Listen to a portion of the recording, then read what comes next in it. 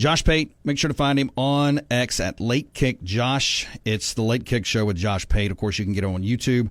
CBS Sports HQ. Josh, welcome in, brother. How you doing?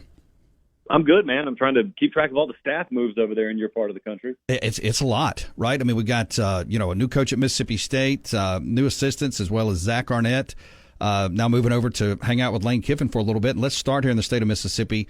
I hadn't talked with you in a bit, but obviously, everybody loves your show here. I just want to tell you that. A lot of people reference your show. You do a fantastic job with Late Kick, and I know you're 24/7 into college football, but haven't had a chance to chalk it up with you personally. So your thoughts on where Lane Kiffen is at, the transfer portal madness. This is, and I've said this and will continue to say it, it's likely the most anticipated offseason in Ole Miss football here since probably Eli Manning's senior year. So it's been a while. Are you on board with Ole Miss, college football playoff or bust, all the hype around Ole Miss?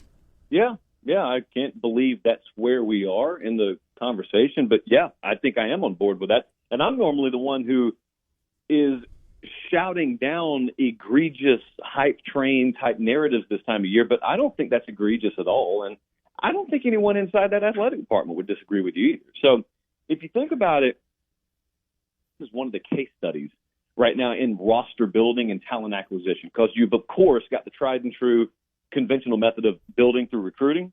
And I'm sure in Lane Kiffin's perfect world, that's what he'd love to do, but this is not a perfect world. And there are opportunities afforded you right now that they're taking full advantage of. Conversely, a program like Clemson is not taking advantage of it at all. And, results speak for themselves. But I think, to me, by 10 miles, the biggest that I've got with Ole Miss now is not the talent acquisition, because everyone's paying attention to that. It's not the preseason ranking, because everyone's paying attention to that. But, man, they have upgraded their staff. And we keep track of this internally. I mean, we've got our own proprietary method of grading coaching staff, and it is really, really rock solid and tested over the years. And if you account for the staff changes and then updated grading from last year, Ole Miss upgraded at all 11 spots on their coaching staff. They added 274 games coached across their staff. The defensive support staff grade we have on them, which means below the coordinator level, is upgraded. So not only have they positioned themselves roster-wise to hopefully hit a home run this year, Lane Kiffen has put together a coaching staff that's equipped to do that as well. So they're all in, and everyone's expectations should be all in on 2024. Josh Pate on your radio, Wednesday edition of the program. Make sure to give him a follow on X at Late Kick Josh. Check out his show, The Late Kick with Josh Pate. You can find that in his bio as well. All right, so let's shift over to Starkville. A rebuild for sure. You can almost say ground floor, because this thing looked really bad, really porous for Mississippi State this past year. With Jeff Lebby coming in, not as much accolades or as many accolades in the transfer portal, but he's worked the transfer portal. His staff has. It's going to be a different brand of football. What does that do for the Mississippi State in the win-loss column? That's yet to be determined. But your thoughts on where at least he is at in this process without coaching a down yet?